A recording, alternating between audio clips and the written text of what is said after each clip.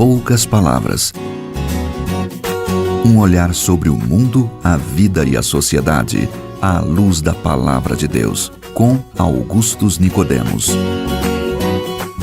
Em poucas palavras, começando com você aqui nesta emissora. Obrigado pela sua audiência, você que nos acompanha através dos meios possíveis, né, de comunicação possibilitados pela graça do bom Deus. Eu sou Nátia Matias, apresentador deste programa, comigo, pastor Augustus Nicodemos. Querido ouvinte, a minha saudação, minha oração em seu favor para que esse programa seja usado por Deus mais uma vez na sua vida.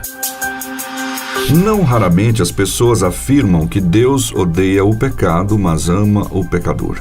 O que pensar sobre tal afirmação à luz da palavra de Deus? Esse é o tema do programa de hoje, atendendo ao pedido do carioca Bruno Lima. Boa tarde, meus irmãos. Gostaria, diz o Bruno, viu, pastor? Boa tarde, meus irmãos. Gostaria de um esclarecimento sobre um jargão que muitos crentes utilizam. Deus odeia o pecado, mas ama o pecador. Isso é bíblico? Acho que em Salmos fala que Deus odeia tanto o pecado como o pecador. O Bruno deve se referir aos Salmos 11:5. Isso. Que está escrito: o Senhor prova o justo, mas o ímpio, e a quem ama a injustiça, a sua alma odeia. Tá aí, pastor, é com o senhor agora. Tá certo. Bom, em primeiro lugar, nossa saudação ao Bruno, aí do Rio de Janeiro. E já começar dizendo que esse assunto não é um assunto muito fácil, porque dificilmente as pessoas conseguem pensar sobre ele sem deixar as emoções aflorarem, né? A pele, não é? A questão toda é que a visão que predomina hoje na sociedade, no meio evangélico, é de um Deus amoroso, né? Um Deus que ama a todos indistintamente, um Deus que quer o bem de todos, um Deus que no final vai dar tudo certo. Vai dar tudo certo. O universalismo, que é a doutrina de que todos serão salvos no final, é uma doutrina que cresce no meio evangélico. Enfim, a visão de Deus que se tem é de um Deus que é somente amor, puro amor, e que esse amor se estende a todas as suas criaturas, e que Deus seria incapaz de sentimentos de ódio, de raiva, né, contra o ser humano, por mais desobediente que ele fosse. Bom, claro, né, não está errado dizer que Deus é amor. A Bíblia diz, né, Deus é amor. Mas o problema é que a Bíblia não diz só isso. Né? A Bíblia diz também que Deus é justo. A Bíblia diz que Deus é verdadeiro. A Bíblia diz que Deus é santo. O profeta Abacuque é fogo consumidor. A Bíblia diz, o profeta Abacuque diz que Deus é tão puro de olhos que ele não consegue contemplar o mal. A Bíblia também fala de que Deus haverá de trazer a juízo toda a obra e que ele haverá de tratar cada um de acordo com os seus atos. Então, dizer que Deus é amor e parar aí está errado. Né? Deus é amor, mas ele também é justiça. Deus é amor, mas também ele é santidade. Deus é misericordioso, mas ele também é reto.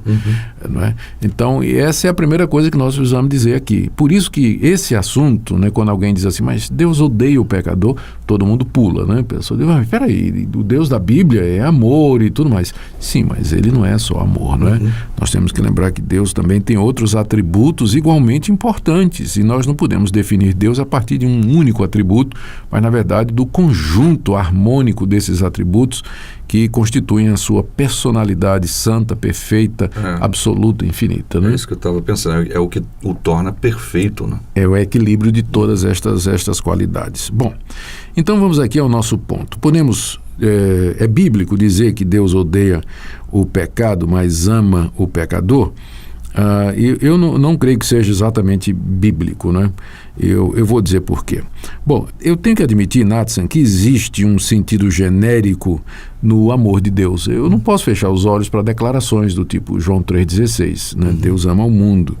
A Bíblia fala de amor ao mundo, de amor à humanidade, do amor de Deus à sua criação, da preocupação de Deus com os seres humanos em geral, como ele faz o seu sol nascer e a sua chuva cair sobre justos e injustos, não é?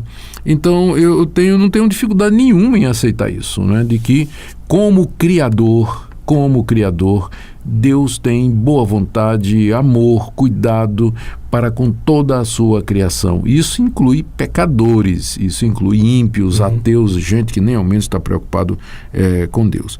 Agora, no sentido salvífico, quando a gente pensa no amor de Deus como o amor salvador, o amor que redime, o amor que vem resgatar o pecador da sua situação, nós temos que entender que esse amor é exclusivo sobre o povo de Deus e é individualmente sobre aqueles que Deus chama, através da sua soberania, da sua graça e da sua vontade eletiva antes da fundação do mundo.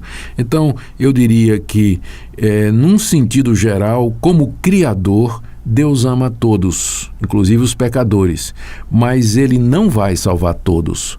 O amor salvador de Deus é estendido apenas a alguns, aqueles que se arrependem e creem.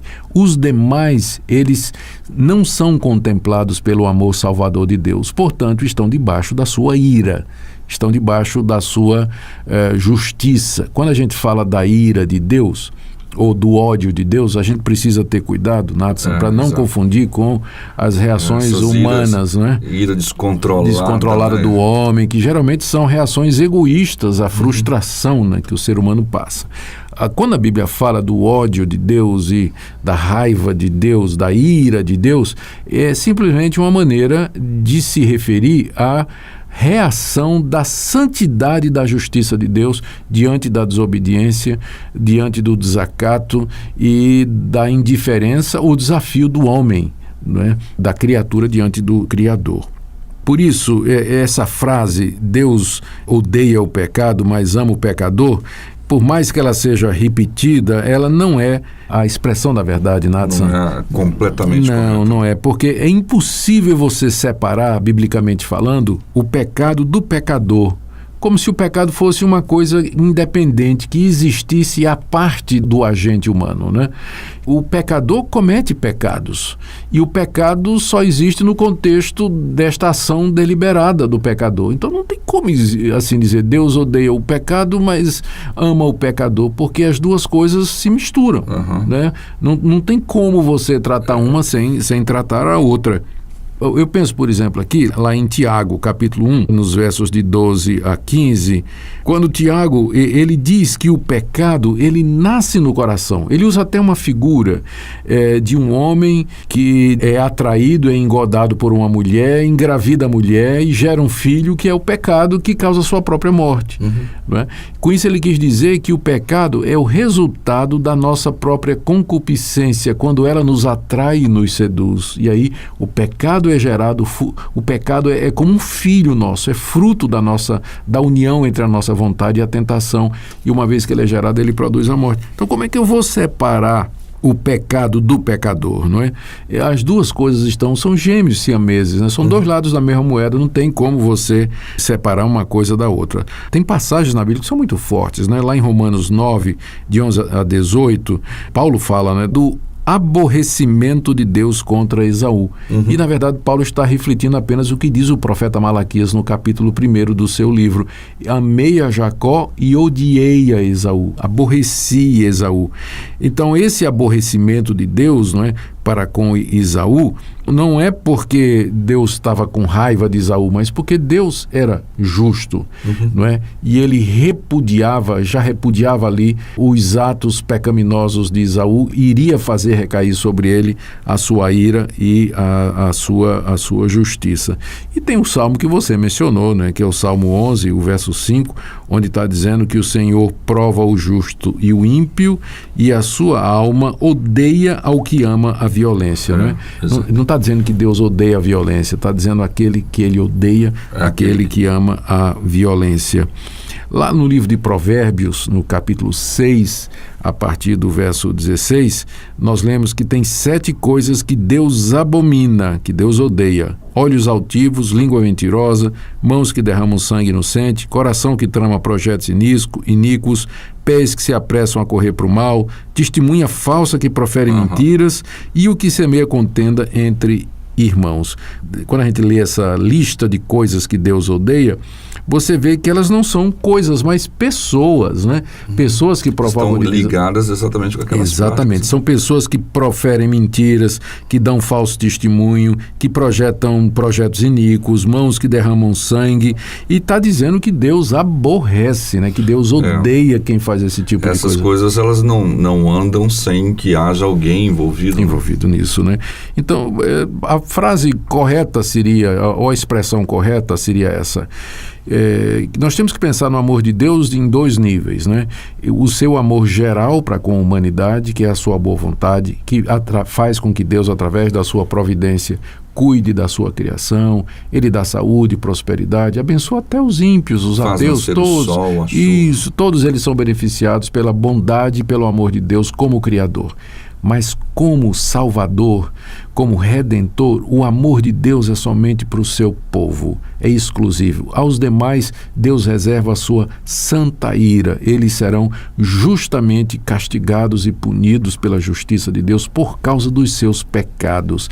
Deus, em amor, nos preservou e chamou alguns para serem seus, aos quais Ele perdoou completamente em Cristo Jesus. Os mais estão debaixo da sua ira.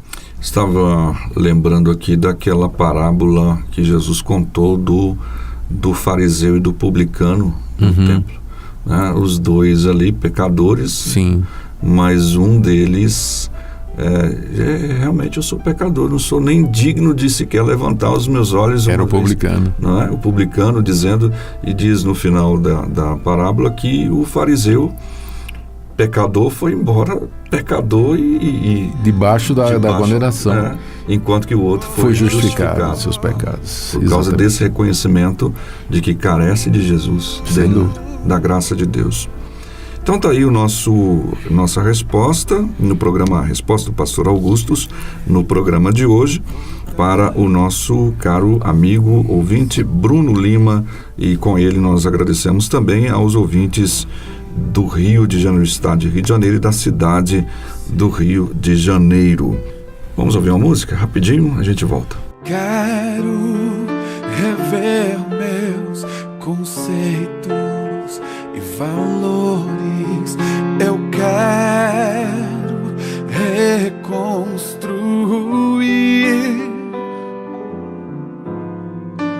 Vou regressar ao caminho, vou ver as primeiras obras, Senhor, Senhor. Eu me arrependo, Senhor, me arrependo, Senhor, me arrependo, Senhor. Eu quero voltar ao primeiro amor, ao primeiro amor.